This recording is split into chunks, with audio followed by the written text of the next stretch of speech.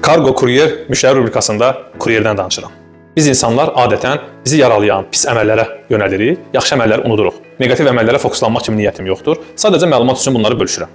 Kuryer bağlamanı qeyd olunan ünvana çatdıran şəxsdir. O, sən müştərinin uşağı deyil ki, onunla istədiyin şəkildə davranasan. O heç call center'da deyil ki, ona boş mənasız suallar verəsən. Hocam iyi günler dilerim. 4. kata nasıl çıkabilirim acaba? Sence 4. kata nasıl çıkabilirsin acaba? Amerikadan kuryer çatdırılmasından nümunə göstərərəm. Fikir verin, kuryer yaxınlaşır, bağlamanı qapının ağzına qoyur, şəklini çəkir və uzaqlaşır. Home delivery sözünün mənası əslində budur. Qeyd olunan ünvana paketin qoyulması. Təbii ki, bura Amerika deyil. Burada adətlər, keçmişdən asıllıq, məsuliyyətsizliklər var. Amma bu, kuryeri əzmək anlamına gəlməməlidir. Amerikada ünvanlar tam ayrı şəkildə bilinir. Bizdə isə bilinmir. Və bu da bizdə kuryerin əziyyət çəkməsinə səbəb olur. Siz burada nömrələnmiş ünvanlar görürsünüz. Bunun üçün biz müştərilərdən yalvara konum alırıq. Sonra konumları xəritədə sıralayırıq və kuryer üçün bir rut qurulur.